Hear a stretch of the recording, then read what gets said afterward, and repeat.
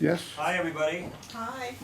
Hi, everybody. Hi. The first group only had 3, but the second group has 67 people in it, so we want to make sure that the media out there doesn't cheat us. My name is Michael Orilenski. I'm a playwright and poet in Chicago, and I'm proud and very happy to do a reading here at the Heirloom Books. Chelsea over here. Can we get a shot of Chelsea? Where is she? Where did she go? She's saying no. Okay, Hi. all right. That's all Yeah, right. so we got the hi. So Harry White, who's a really great prose writer, fiction writer. The play the piece of fiction he's going to read today has knocked me out. I thought it was great. So what's going to happen is I'll do 20 minutes, and then Harry will do 40 minutes, and then I'll do 20 minutes, and everybody will have a taste of what's going on here. So usually when people start a reading, I don't know if you've been to poetry readings, many of you probably have, but there's a sort of, the poet gets all involved in his ego, and he's, going on and on and on, and if he's got a 20-minute slot, there's only a minute left for, a haiku or something. So I don't want to be that 20-minute talker, so I'll keep my mouth shut and I'm going to read the first poem, okay? Father. Fingers float on piano keys. Your lips mouth Galway Bay. Hands rise to strike a chord. Finish with closed eyes. Fingers tremble with scabs on the burned floor at County. I wear a mask, you see me. Quickly you say, hi, hi, hi. My stroller in a tunnel on the way to the sunken gardens. I shout. I hear a voice like mine. You shout. I hear someone like you. A cry. I open the door. You are on fire. The monk in the magazine. The nurse lifts back her sheet. Your chin sunk, your mouth open. You are not my father. She closes the door and says, it's sad. So rather than warm me up with something I thought it's really hard to write about the death of loved ones, I'm finding. You never go where you're supposed to go. And all the opportunities you think about. It's a lot like life, the things you didn't do. And the same thing for maybe writing a poem. Maybe some of you have never written a poem, but it's hard writing poems. You're out over the ledge. You're not even on the land. You're 10 feet over the ledge, and there's this abyss, and you've got to try your best to do this. But I thought I'd talk about my father to make it simple. And here's another one, which is more connected to my mother, so we can get a little bit of mother-father stuff. Oh, that'll work. That'll put everything in order. Yay. Aren't you kids supposed to throw stuff now? You 6th graders, I swear. Here's a poem called Rocky Ford. Anybody know where Rocky Ford is?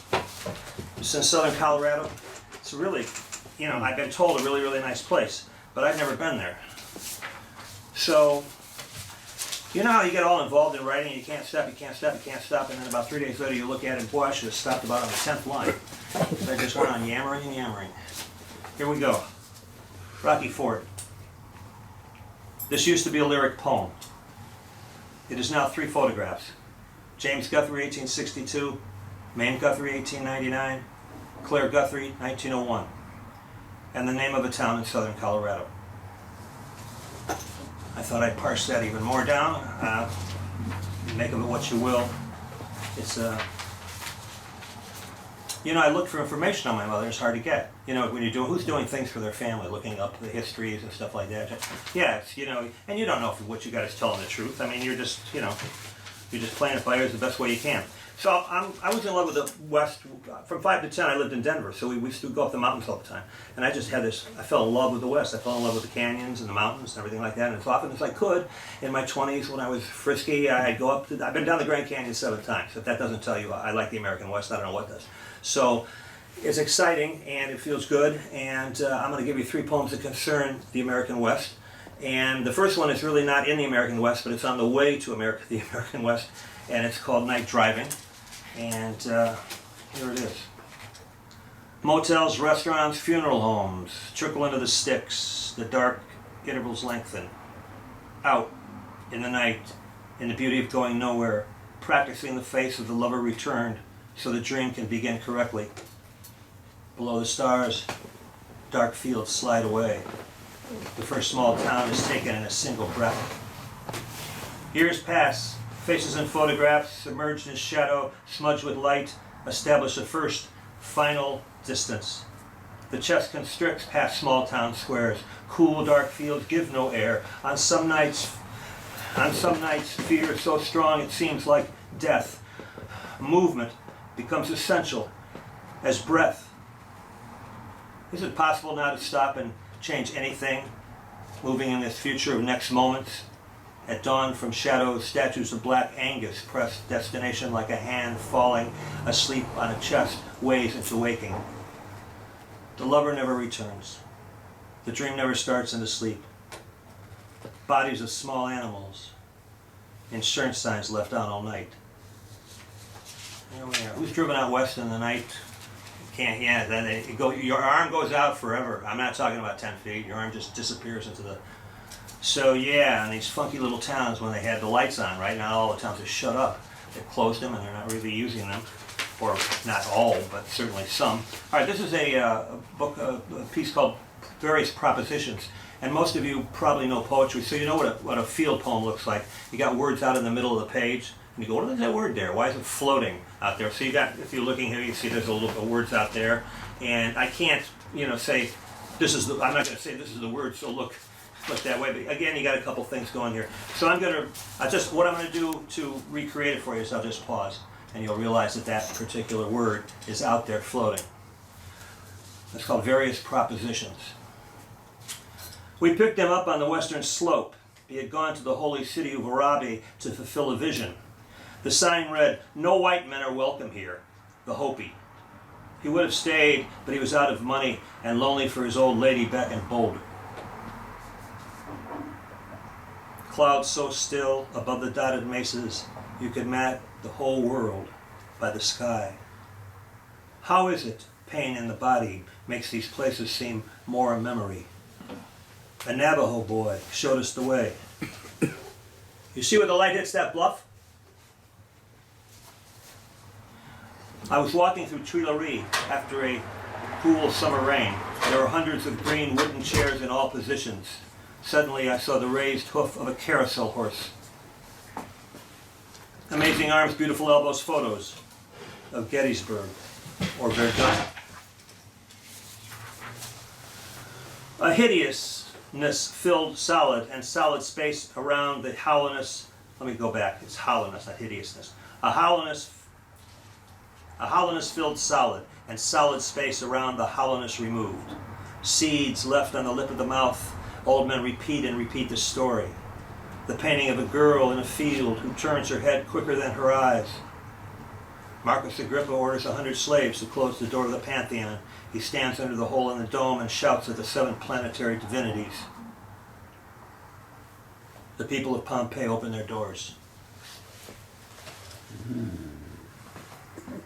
Statues of the dead stored in little rooms. Vague head of steer turned toward O'Keefe. The old Navajo woman stood in the doorway of her shack. She didn't know the direction of the ruins. She waved us away, anywhere. We'll do one thing that has at least some laughter and some sex. Not a lot of it, but Utah. Almonds or sandstone on cloudy days. It's hard to say what she was, but she was smiling and came in the heat of Moab with a glass of A&W. Yes, we have salt and pepper. Yes, we're open most of the time. My elder brothers are like my uncles. Yes, you can take 70 into 89. A girl in Kanab who threw her eyes and her hair. A cheap motel and giggled. Why, there's Starlight. Everyone goes there. All right, my 3 American West pieces. Perhaps there's something you found amusing in them. I've been a follower. I discovered Wallace Stevens in college. Michael Ann and I introduced. He was a professor at the University of Illinois in Chicago, and he introduced me to, not literally, because Stevens was dead, but I was blown away, and he just instantaneously became somebody really important who was saying important things, even though I didn't understand half of what was being said. And it happens. You don't follow things, and that's that. So I got a. How do we put everything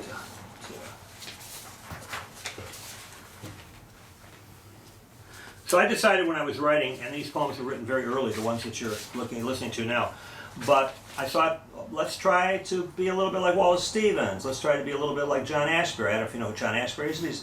Most people consider him one of the greatest poets of the 20th century in American literature. And boy, his sentences go on forever, and it's really hard to follow him. And but you get some things, you know, and they help you, and you come through, and maybe the things are in the text. So what I did was I decided to take The Snowman. Anybody know The Snowman? God, I love this poem. It's one sentence. Are you ready? This is not me. God, if I light a candle at church, it's me, or maybe half a dozen. But no way. One must have a mind of winter to regard the frost in the boughs of the pine trees crusted with snow, and have been cold a long time to behold the junipers shagged with ice, the spruces rough in the distant glitter of the January sun, and not to think of any misery in the sound of the wind, in the sound of a few leaves, which is the sound of the land, full of the same wind that is blowing in the same bare place. For the listener who listens in the snow and nothing himself beholds, nothing that is not there, and the nothing that is. God damn, I would look. Oh, we have cable. It's okay. God damn, on cable, it's okay. I would cut off a little finger if I would. I could tell the rest of the world I wrote that, but I didn't. So I wrote 2 imitations. Neither of them happen in the winter. One is called "Other Things Are Happening Today."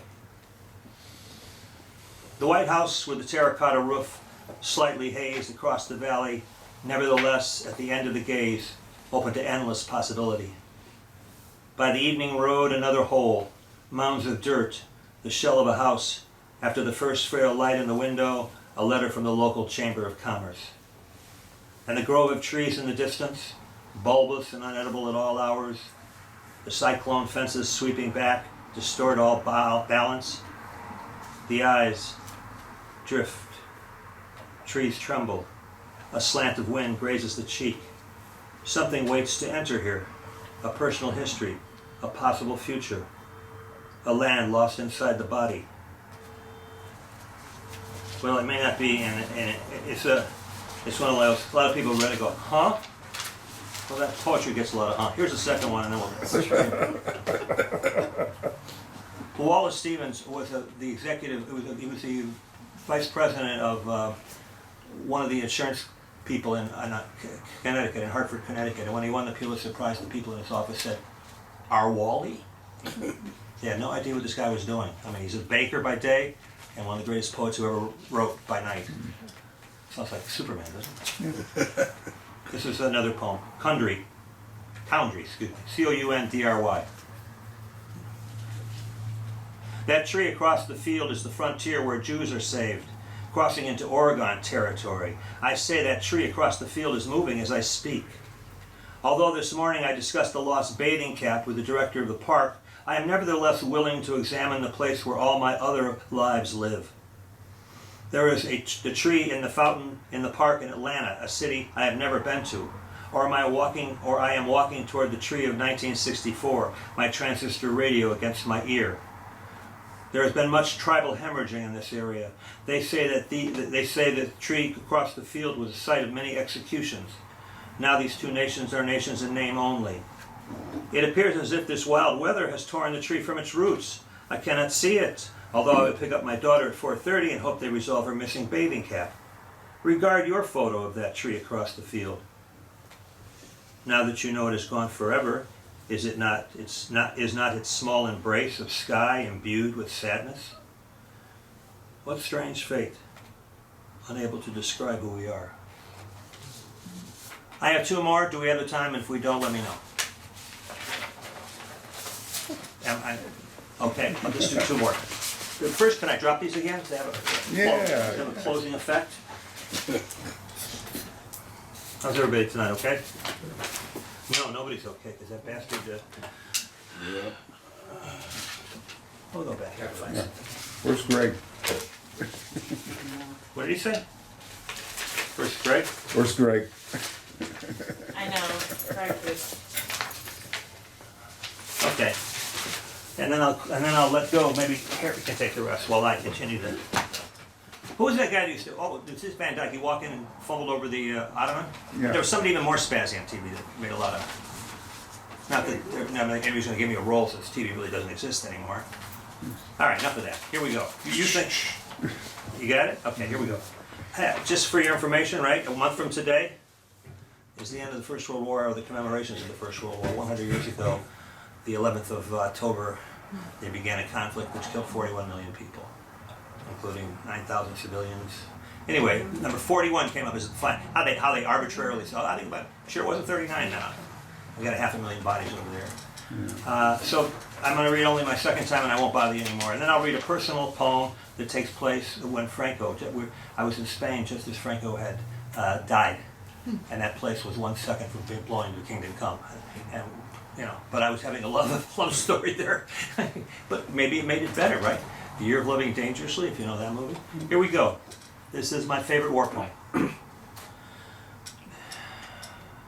The phrase dulce decorum est means, por patria more, means bright and honorable it is to die for your country. Dulce decorum est por patria mores. Soft and proper is the way to die for your country. Bent double like old beggars under sacks, excuse me, I'm just going to read it one more time. Dulce decorum est. Bent double like old beggars under sacks, knock-kneed, coughing like hags, we cursed through sludge, till on the haunting flares we turned our backs, and towards our distant rest began to trudge. Men marched asleep, many had lost their boots, but limped on, bloodshot. All went lame, all blind, drunk with fatigue, deaf even to the hoots of gas shells dropping softly behind. Gas! Gas! Quick, boys! An ecstasy of fumbling, fitting the clumsy helmets just in time, but someone still was yelling out and stumbling, and floundering around like a man in fire or lime.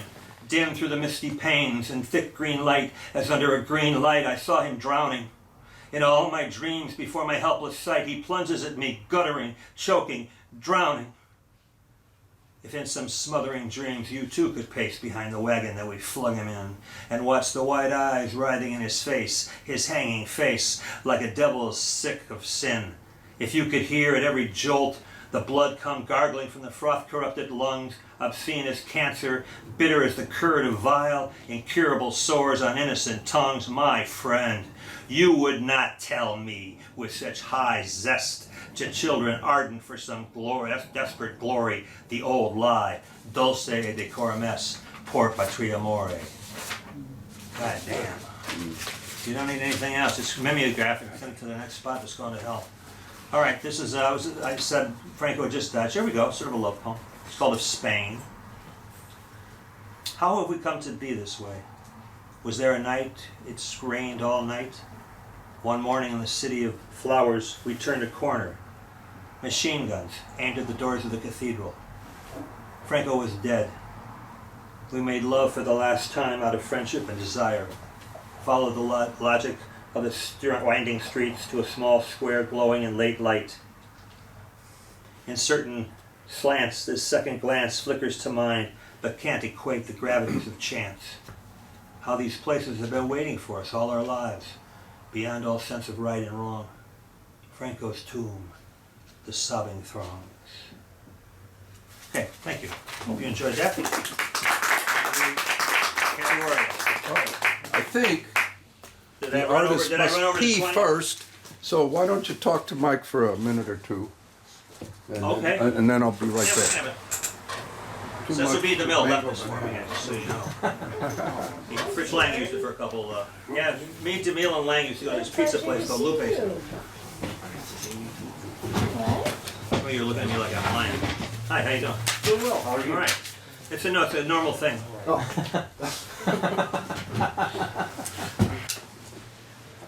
I got nervous, so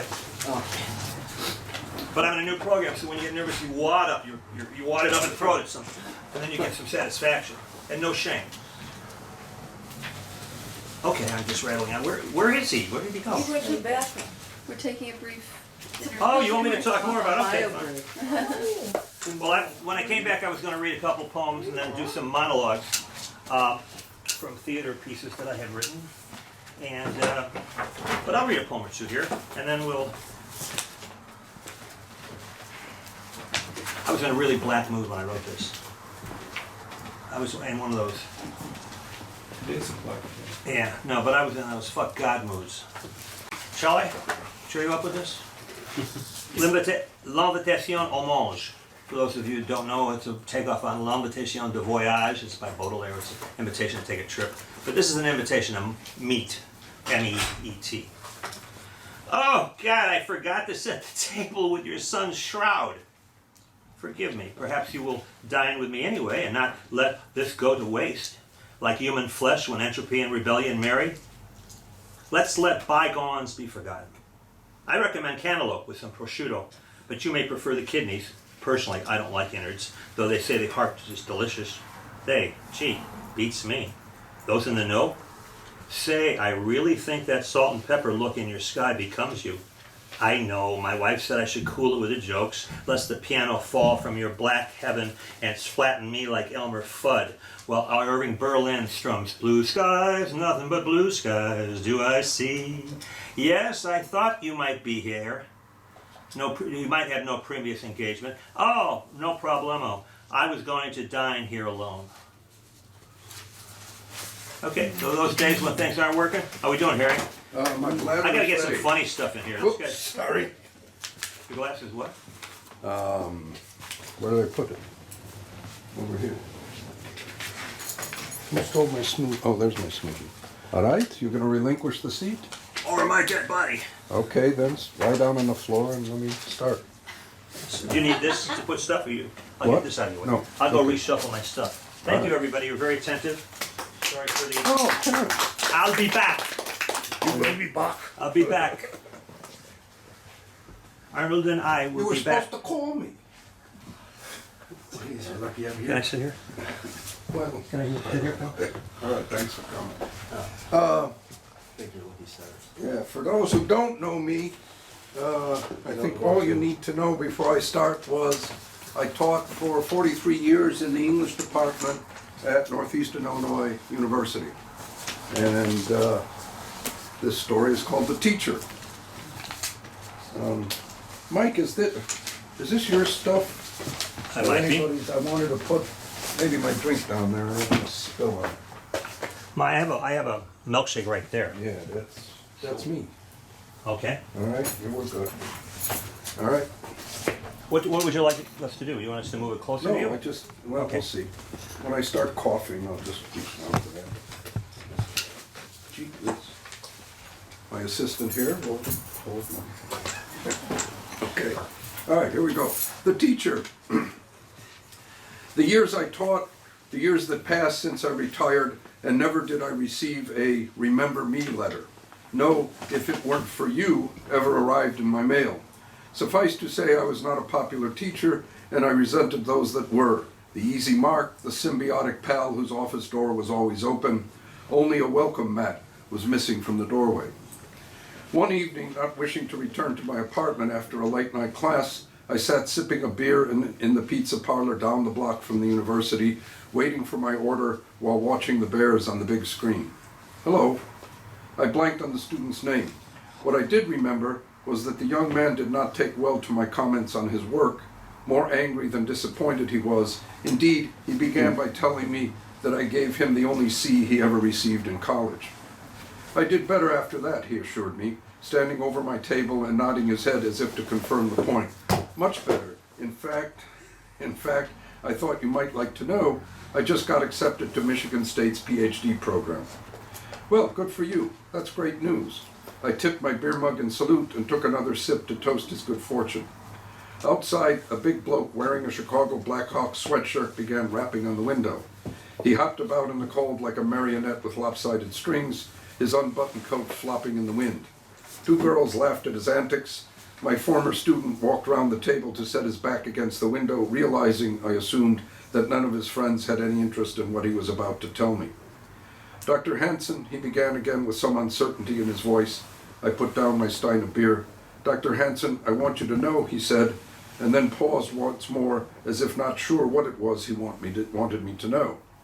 And what is that, I urged. Doctor, I want you to know, you were a son of a bitch, he whispered, as he leaned forward over the table.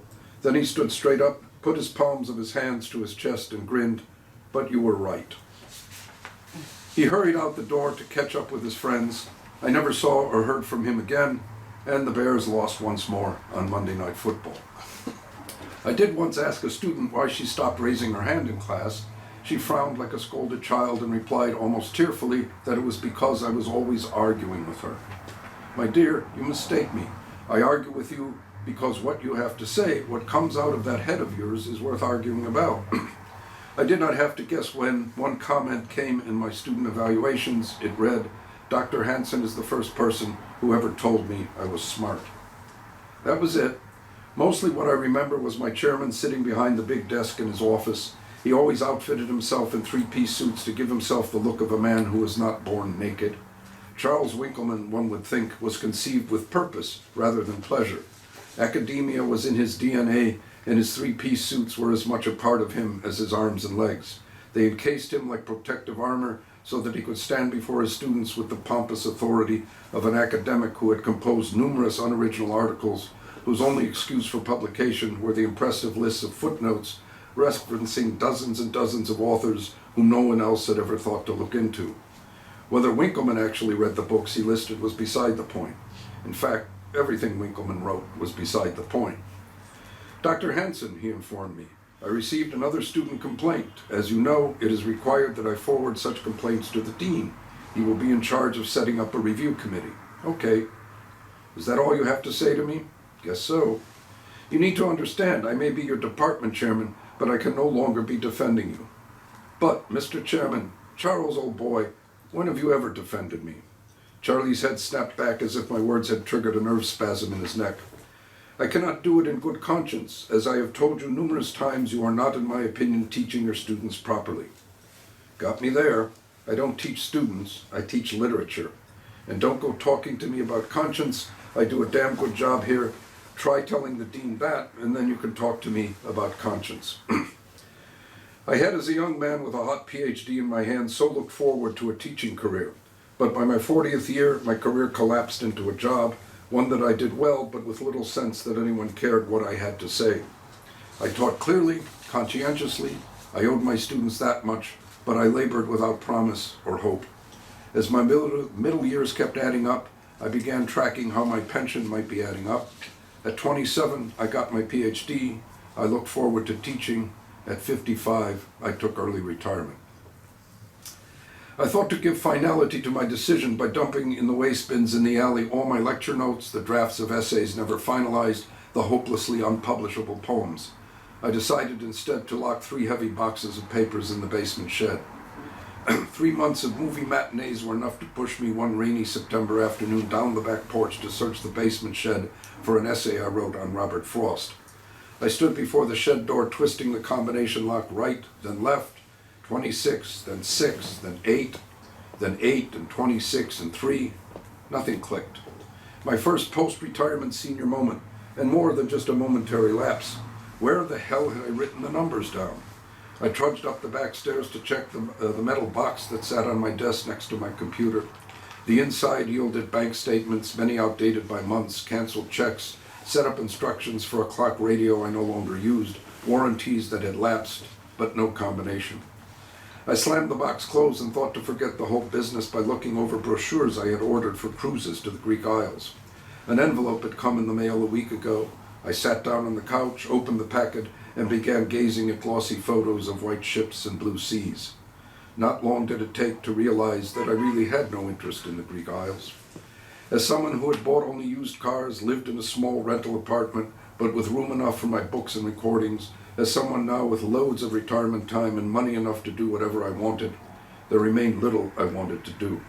Retirement led me to the middle of nowhere I wished to be, and then, Dr. Hansen, Dr. Raymond Hansen. That's me, and it's quite late, so state your business and be brief before I hang up the phone. My name is Sheila Gibson. You might remember my brother, Michael O'Shea. He was a student of yours. I set my wine glass down and put the CD player on pause.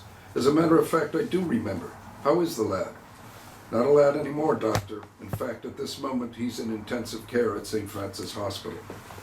I'm so sorry to hear that. I do remember him well. There was a long pause, and then the woman spoke hurriedly in bits and pieces. I know St. Francis is not far from the university. I was hoping, doctor, and she stopped, her voice choked into silence. Hoping what? Dr. Hansen, Michael asked to see you. Me? He wants to see me? Hold on. I took another sip of wine and put the glass down on the lamp table. It's any day now, Doctor. He hasn't got long, the woman urged. That's terrible, I said, looking up at the clock. It really was late. I'll see what I can do. Please, Michael specifically asked for you. It would mean a lot to all of us. Please. What all of us meant, I did not know and did not ask. I just stammered, I'll see. Thank you. Please, it would mean a lot. Intensive care. Michael O'Shea, room 223. Thank you. Michael O'Shea took two undergraduate... Michael O'Shea will have to wait a moment, excuse me. Michael O'Shea took two undergraduate courses with me, an introduction to poetry and an upper-level course in modern American poetry. He'd come by the office to talk about poetry. He spoke with both enthusiasm and crippling shyness, avoiding eye contact and apologizing for intruding on my office hours. He wasn't really an English major. Biology, he informed me with a shrug of his shoulders. Father thought I'd make a good pre-med student, but I don't know. I told him not to worry. I was glad for the interest of any student. Indeed, he did excellent work, an A in both courses.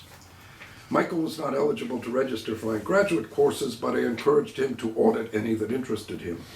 He'd sit at the far end of the seminar table near the windows. He would bring to class a thick blue notebook which he carried in his backpack. He was always the first student in the room and the first to leave. He would unzip the pack and place the notebook on the table, sit quietly, eyes closed and hands clasped, waiting for class to begin. At the end of every session, Michael would zip the notebook securely into his backpack before he even rose from his seat. He never showed me, and I never asked to see or talk with him about what he wrote. I did repeatedly invite him to join in class discussion, but as if apologizing for his presence, he said that he should not take the time from those he called the real students. When one of them laughed at the designation, Michael added, "I'm just a biology major." I do recall one remark, however. We had spent 2 weeks analyzing Wordsworth's great autobiographic epic, The Prelude, or The Growth of a Poet's Mind. The last student walking out after our last session this time was Michael. He usually had a hurt puppy look about him, but here for the first brief moment I saw something approaching a glitter in his eyes. This one time Michael looked at me straight in the eye and said with remarkable openness, "This is great, thank you." I replied, "It's great that you like it." And then Michael disappeared. In room 223 of the intensive care unit, a no longer young man lay sleeping in the hospital bed. A thin hose beneath his nostrils connected to an oxygen machine beside the bed that clicked and swished and pumped to keep him breathing. Under the sheets there looked to be 2 tree logs where his legs would be. His arms were terribly swollen as if someone had twisted them out of shape. Suddenly one of the nurse's aides walked in. "Michael, good morning, Michael. Michael, it's time for your lunch." He groaned softly. "You have to eat lunch." The nurse set the tray on the table by the bed. "Lunch, Michael. It's time for your lunch." He grinned, he turned his head away and noticed me standing by the window. His eyes closed gently. A soft smile crossed his cracked lips. The nurse pushed the tray over Michael's bed and asked if I was the patient's father. Michael tried to speak up. "That's not my father, I put my hand on his shoulders to let him know he did not need to say anything. I spoke to the nurse. "Michael used to be a student of mine." Michael tried again to speak, but only a soft mumble escaped. I explained I was just a friend come to visit. "Michael, you want your friend to feed you lunch." "Michael, wake up. It's time for your lunch." Pureed puddles of meat, potatoes, and carrots glistened gray, white, and orange on the plate. Michael had a hard, slow time swallowing the tiny portions I spooned him. I told him not to open his mouth until he wanted me to put another spoonful between his teeth. He turned his head slightly, opened his eyes. His hand was shaking. I put down the spoon and cupped the hand in both of mine. There was no grip.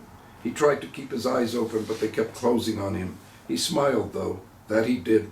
He smiled at me. And then Michael O'Shea closed his eyes. Soon, I thought, forever. I released the man's hand. Let it be, I thought. I left the room and paused at the nurse's station. "Michael O'Shea, room 223. He's through with lunch." It took but a day for the sister to call. I wrote down the address of the funeral home and found myself the following evening entering a small parlor, the smallest in the building. I snuck into an armchair at the rear trying to make out friends who would have been Michael's age. I can't see I noticed any. A little boy and girl were giggling as they played hide and seek among the rows of empty benches. An old woman who hadn't taken off her coat appeared to be sleeping at the end of one row, looking as if she had wandered into the wrong parlor on the wrong day or had been left over from a previous funeral.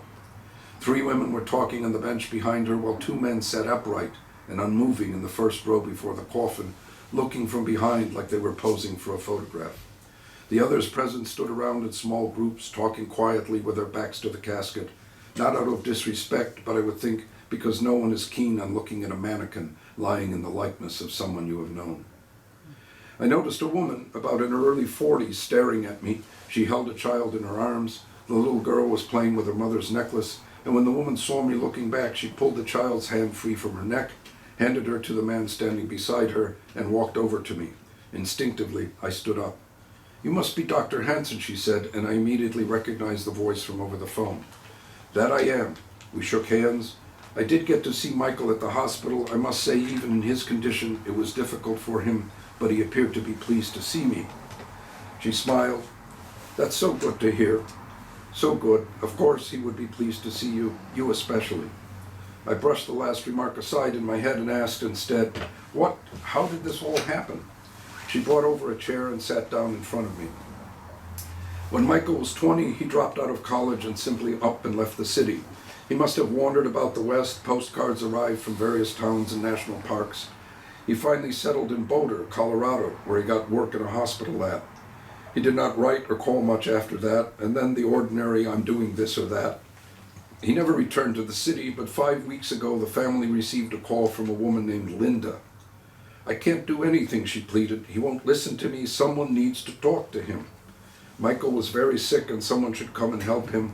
The sister went and brought him back to Chicago. Michael had developed a blood disease that was destroying his spleen.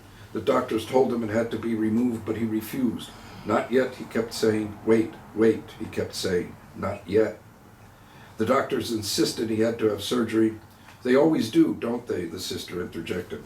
So without consulting with or telling Michael, his father signed several forms and finally the one for the surgery. But then what they feared might happen did happen. Blood clots began traveling throughout the boy's body. His final weeks were awful, and it hurt everyone deeply to see him die so painfully. The sister wiped her tears and stood up. "Please come and see my father. He asked to speak to you if you came." Sheila Gibson locked arms and led me toward the front of the parlor where the 2 men sat. She stopped on the way to introduce me to Grandma Phillips, Cousin George, Aunt Russell, and those few brief moments were the most chilling in my life. I did not know Michael. We hardly spoke, and yet they all knew me. Every one of Michael's family members knew or had heard about the professor. "Michael would go on and on about you," the grandmother told me. I whispered to Sheila Gibson that I had no idea as we walked away from the family group. "That's surprising," she admitted, but soon added, "Well, actually I can see why. If truth be told, no one really knew or understood Michael. He had a moody soul. Me, I tried to fix him up several times, to get him out of his room any way I could. He said he was fine, and eventually I stopped playing big sister." "But come," she urged, giving a light tug on my arm and leading me with more determination. "You must meet my father. He asked to meet you if you showed up." "Daddy, Dr. Hansen is here." Before the father could speak, the man sitting beside him stood up and introduced himself. He was Michael's uncle. He offered me his place on the bench, turned and put his hand on his brother's shoulder. "Frank, I'll be right back, I promise." Mr. O'Shea just waved him in and said nothing. The father sat quiet like a stone. He had on a tweed suit jacket that rested unbuttoned over his torso. The clothes he wore looked like items he pulled out of the back of the closet. He knocked on the bench with the knuckles of his closed fist and uttered his first words. "So this is you," he said. "This is Dr. Hansen." I smiled, or at least tried to, and sat down next to the man. "They must have told you how my son spoke of you," he added, with a slow, growling voice. "So I have heard. Michael was—" "Yes, tell me what Michael was. Tell me, because I do not know, and now," he shook his finger at the casket, "now someone will have to tell me, because he can't do it anymore." "Daddy, please, come on now." His daughter bent down and picked up in her arms the little girl she had left when I first noticed her. The child whispered in her mother's ear. "Daddy, be nice. I have to take Janice. She needs to go to the washroom." Mr. O'Shea looked up at his granddaughter. Bye, sweetie. You listen to your father. To your mother. Dr. Hanson, I'll be right back. Daddy, be nice. I tried to forestall any more angry inquiries by letting the father know that I did not know his son very well. That is the honest truth, I said. I knew him as a student. Your son. The father shook his head and murmured the words, my son. I waited, and when he said nothing more, I felt I could continue. Your son was an excellent student, no question about it. He was one of the best, and I'm quite surprised that he, the father, would have none of it. His wounded eyes glared at me. That can't be, he almost shouted. What you are telling me can't be. What can't be, Mr. O'Shea? How did you get Michael to think like he did about you? That's what I need to know. You must know, and you aren't telling me. Mr. O'Shea, please, if Michael thought it was about the poetry, not me, please don't make me out to be some kind of Svengali. I felt my legs tightening. I badly wanted to stand up and walk away. Where was the sister? Why hadn't the brother come back like he said? We sat for several silent minutes. The father shied, and I could not tell by the sound of her voice over the phone whether she answered with pleasure or skepticism or indifference. Yes, really, I insisted. Believe me, I know. There was a long pause. Then she said, I guess Mickey fooled us all, didn't he? Well, maybe. I wouldn't put it that way. I know what he did cost him a lot, and you and the family as well. I would hope you would all understand. Another silence, and then Sheila said, you take care. She asked me to keep her informed of your progress, as she put it. A day later on the train just outside Hammond, Indiana, I received a text message. It read simply, I told Father. I barely slept during the 16-hour train ride through the night. I kept the door to my cabin closed and locked and carried the packet with me whenever I went to the bathroom at the end of the car. I even skipped dinner because they wouldn't let me keep the poems with me at the table. Sir, we will need room for the other passengers who will be coming for the 9 o'clock seating. I left the dining car, walked over to the cafe car, and gobbled down half a hot dog with a few sips of canned soda in my cabin. At 10 o'clock, the conductor pulled the bed down, placed sheets and a blanket over the mattress. If you need anything during the night, he said, I will be at the front end of the car. I thanked him and lay down on the bed, listening to the engine whistling down the tracks ahead as we sped one little town after another, the signal crossings flashing and clanging outside the cabin windows. When not worrying about losing the typescript, I lay awake long into the night planning how to find Linda. I would insist on writing an introduction. I would go to Boulder, interview the O'Sheas. But mostly I thought about Michael and me too. For you see, I have been aware most of my adult life of the debilitating effects of mental illness, of anguish, of suffering and abnormality. Call it what you will. I have known it within me and seen the hurt in the eyes of others I have loved and cared for. But I have also seen the ways in which some few men and women can embrace with breathtaking brilliance the very pain that impoverishes and destroys the lives of others. I have been drawn to and learned and taught the works of Kafka and Dostoevsky, admired poets such as Robert Lowell and Sylvia Plath. In the lingering hours of the evening, with a glass of brandy or wine in my hand, I have renewed my love of Schubert, Sibelius, or Mahler. It is, Mahler wrote, only here in solitude that I might come to myself. If I am to find myself, my way back to myself, I must surrender to the horrors of loneliness. How many lonely hours haunted Michael O'Shea I could not measure, but I knew all too well that loneliness must have become a challenge he had to accept, and at the very last there was that smile, a smile of accomplishment and the knowledge that what he had accomplished would be in the right hands, in my knowing hands. The train arrived in Albany 1 hour late, which for Amtrak is about on schedule. Albany, New York is an extended stop. The cars going north to Boston are decoupled and hooked up to another engine, while the Lakeshore Limited waits to move on south to New York City. I exited the train for the first time and walked to the far end of the platform. Neither sex nor social interaction can match the pleasure of discovering a novel harmonic progression, a new formula, a more reliable method, an overlooked fact of nature, a phrase, a rhyme scheme, even a word, le mot juste as Flaubert called it. Being alone can bring to life what the Nobel laureate Richard Feynman called the pleasure of finding things out. For it is art and science that give shape and meaning to the everyday of our lives. It goes without saying, I do not need to say it, do I, that the pleasures of the boudoir can occasionally exceed those of discovery, and good luck and congratulations to those happy souls who can find it in themselves and stimulate in others. But what contentment survives a night of ecstasy? What new synapses solidify in one's brain after the lovers has kissed goodnight? How about coming over this evening? Can't, I'm busy. Doing what? Writing. I finally hit upon something. I got a great idea. I got to get it down before the books are due back in the library tomorrow. Is that so? Yes, it is. I'm sorry. I'll call you later. Don't bother. My platform musings were cut short when out of the night I heard my train whistle calling me back to Albany and the Lakeshore Limited. I had to rush down the platform thinking if I get left behind in Albany, I have the package with me. I'll have the package still. Into the last car I leapt before all the doors closed and the Lakeshore Limited pulled slowly out of the station. We do tend to leave a lot of people in Albany. My conductor grinned when he saw me panting my way back into my cabin. Sorry, I said. He laughed. I told him I would love it if he could get me a cup of water. Sure thing, he said. When I awoke hours later to see the sunlight warming my window, I could not recall if I actually drank some water or only dreamed I did. I pulled back the drapes. Back in the days, I traveled to New York at least twice a year, stayed with my good friend Jim Snyder. He lived in a small garden apartment and rented a studio for his paintings. I slept in the studio at night, and the two of us would do the town during the day. Then, 10 years ago, Jim got married, started a family, and moved to Miami to take up teaching at an arts college. He sends me Christmas cards every year with photos of his growing family.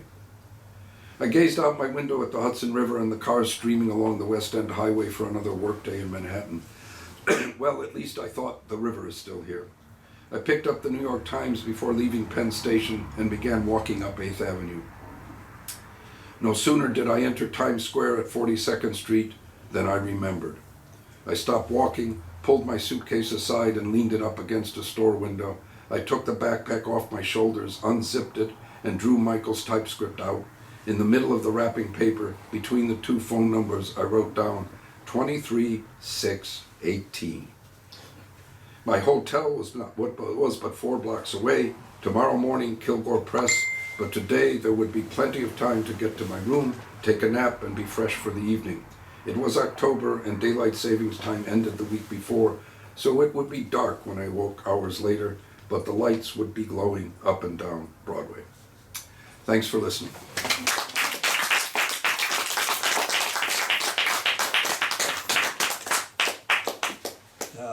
All right, Michael. Well, we were gonna, Chair. we wanna take a break for 5 minutes. How about that? Yeah. All right. All right. Why do you write in a pseudonym? I'm sorry? Why is Professor Hanson and not White? Why Dr. Hanson and not White? Yeah. No, shouldn't be that arrogant.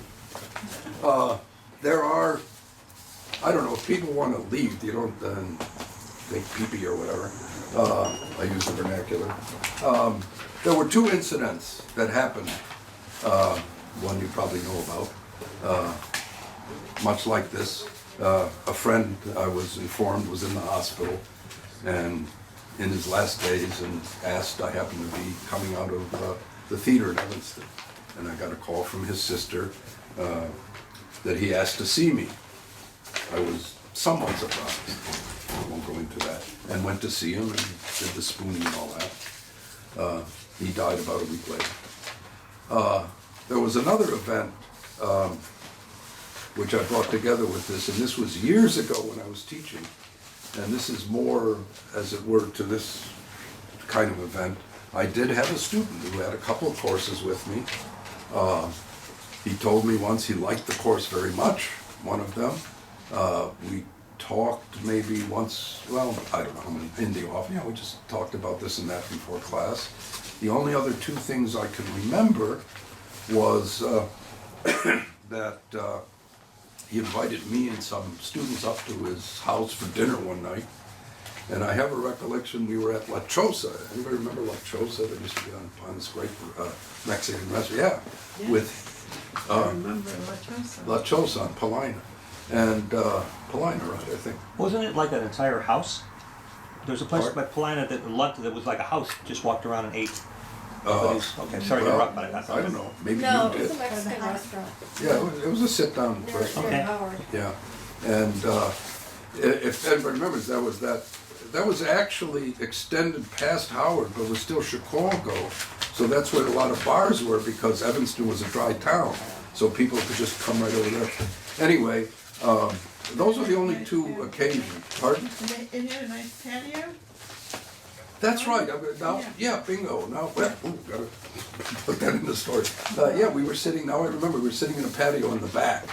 Maybe that's what Mike is recalling.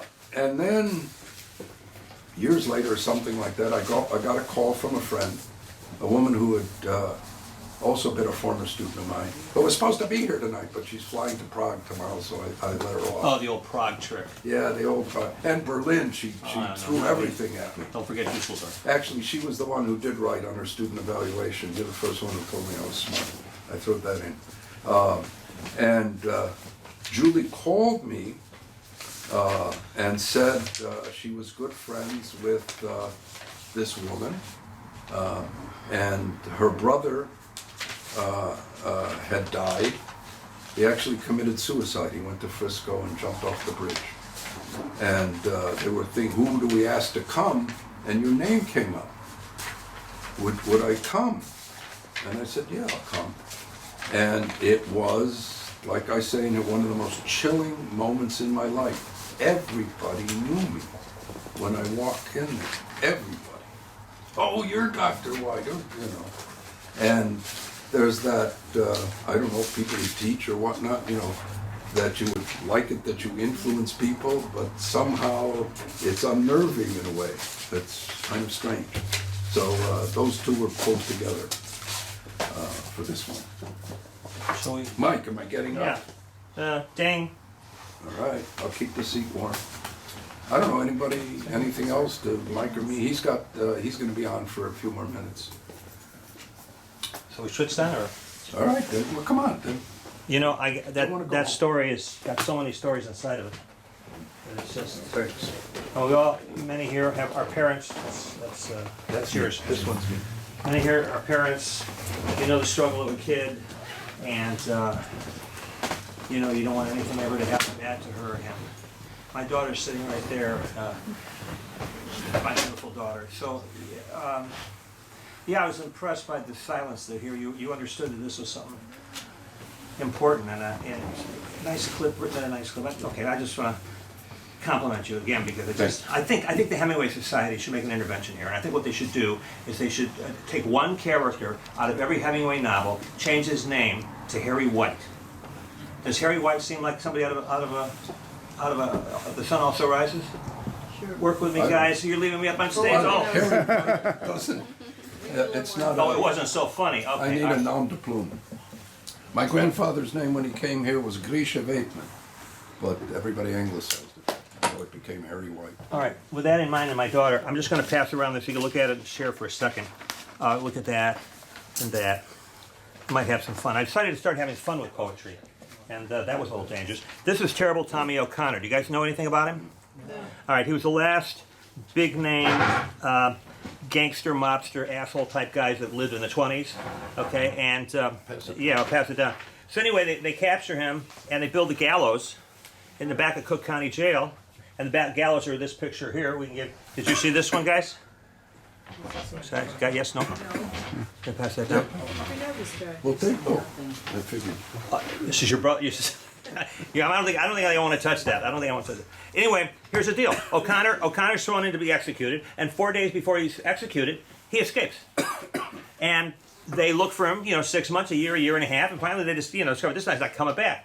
But what about the gallows? Because it's the state law, you've got to be executed by the gallows at that time. You're rope, right? Okay, gallows, right? Yeah. And they can't find the guy. And so they kept this was kept open until, I think, 1980. And the gallows were there. Terrible Tommy was not there. So that's a story that, you can say, well, so what? But I've got something to handle They that. didn't use it for anybody else, did they? I'm sorry? I'm sorry, what did you say? They didn't use it for anybody else. It was reserved for him. Yeah, I think so. Okay. All right, so here we go. I'm combining my mother and terrible Tommy O'Connor. Is it a made to order thing? There's a, That's weird. What did he do? he killed somebody. I mean, I don't want to make it sound. I was printing the Seattle Review, which is this one. No, actually, it was printed in the things about second chances. But here we go. I'm going to read the poem. So here's the deal. It's called An Early Work. I'll go back and sit here, and then we'll just go on to some drama and forget about it, all those other sort of stuff. Maybe you like to hear monologues. Oh, this guy's going to yammer all over the place. So I combined my daughter, okay, with terrible Tommy O'Connor, okay, on a coaster, roller coaster, okay, with all the great philosophers of history. So you, okay? Okay. You're like, what the hell? This is called Forcing Yourself to Have Fun as a Poet. I want to write. Claire, have you ever seen this? Sounds like free association. Oh, here it goes, Claire. An Early Work. Hang that black Irish son of a bitch, Hume roars from the wildcat caboose. Can't, I shout above a clattering herd of singers' sewing machines gone Zeus. They took the gallows out and there's Kant in the first row with my daughter. His wig is off and they squeal like pre-teens, arms testifying to the corkscrew air. It was rotting, I screeched back to Hume, still glued to my two loose bowls. The city took her to a museum somewhere. Trust me, I tried to empiricize him once too. No papa shit. It's John Paul. Why is he sitting to me? Why is he sitting next to me? You are responsible. He's right. Hume is squinting into the twisting future where my kid and Kant whip out of sight. As we shudder through the death rattle of ball joints, chains, and creaking wood, then black down into a worm tunnel like crop dusters soused on rye. I should really get off. I mean, I started this poem years ago. It was an early work, a gesture from my youth, when some punk Irish killer who escaped the hangman's noose was a sure sign poetry, was an up-and-up business in my mind, and not just another cause for demolition. Who's that up there with the puking over the side? Plato. Bugger! Old whore! Rubbing against my shadow in the basement when I was 9. Oh, you're a dangerous little tease who likes to arouse my feelings and close my brain. Unbutton my blouse and strew new garlands at my feet, or I'll kick your little boy sweet ass right up the stairs. Claire, are you safe with Kant? Manny, cover her eyes to the drop. Where the hell is Renee? He promised he would ride with me, and my thoughts are as good as any man's. How come I got a million of them? And one more worth a big slug, and none worth more than a slug nickel. We whip turn and I jam against JP, who stinks of stale gitans and can hardly see. Oh, dark, amid the blaze of noon. What the hell? You're not Sartre. Where's my landmarks? And why is this sickly green icky spin of choices every time I Mickey Finn up a snapdragon turn? Sunlight glooms off with the shock of blonde hair. There, second car from up. You son of a bitch, O'Connor. O'Connor hunches down deeper into his overcast. It's me, you McBastard. Hume scuttles across the cars, one claw leaning another, poised for a last quick inside curl, and with it give him a dear shot at my anti-hero's starved artichoked ear. No, I rush. You could shoot. Claire. Jesus, are they all oblivious here? David, leave it like it was 30 years ago. He jerks away. Fuck you, he says. Custom is the only guide in human life, and custom says someone dies. So, I don't know. You don't know. Who remembers Riverview? The Bobs? Where's the one where wasn't it the Bobs that the kid had his head cut off? Stuck up? I don't care whether it's true or not, we must propagate it. Is that what you need, propagating He lies? stood up. Alright, so I'm gonna do a couple monologues and then we can just chat, okay? So I'm a playwright. I just had a piece a couple summers ago at Theater Wit. About three con artists and a beautiful chick in a bar one night, and they're denizens of that era. It's 1984, but they're Rush Street guys. They're 55 years old now, and so maybe we can find the one Rush Street one that I have from him. Fixed standard. Try to be logical. Has to be this one. Here we go.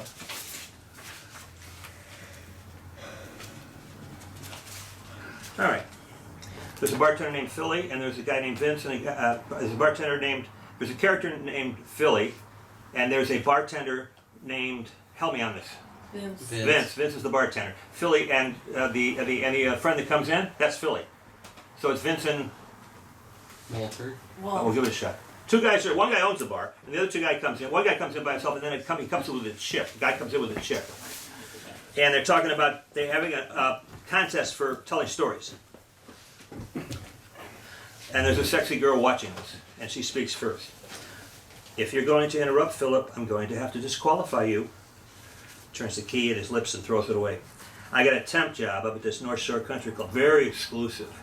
I don't like these gigs, but I need the dough. Driving to work, 10 a.m., I got this Opel Kadett, real shitbox. It's pouring rain. It's pouring rain, windshield wipers don't work. Fucking driver's window doesn't even roll up. I'm on the Edens. Got one hand on the steering wheel and another on the window with a squeegee. I get off under a viaduct. The water is like this high. I step on the gas. I can make this. Here comes a 18-wheeler the other way. And when I say 18 wheels, I want to tell you every fucking wheel was there. Wait. All I needed was a surfboard. I pull out the gas station. You got a blow dryer or something so I can dry the engine? No. But I got an electric toothbrush. I call the joint. What do you mean you can't make it? I have 100 women here for luncheon in 1 hour. I'm thinking 300 North Shore broads. That's what, 900 Brandy Alexanders? He is fucked. Send somebody to pick me up, I'll do the gig. The general manager sees him likes my style, offers him a permanent job. I need the money. Okay, drive in the next day. It was sunny, thank God. Coming to the club, I drive over all this shit in the road.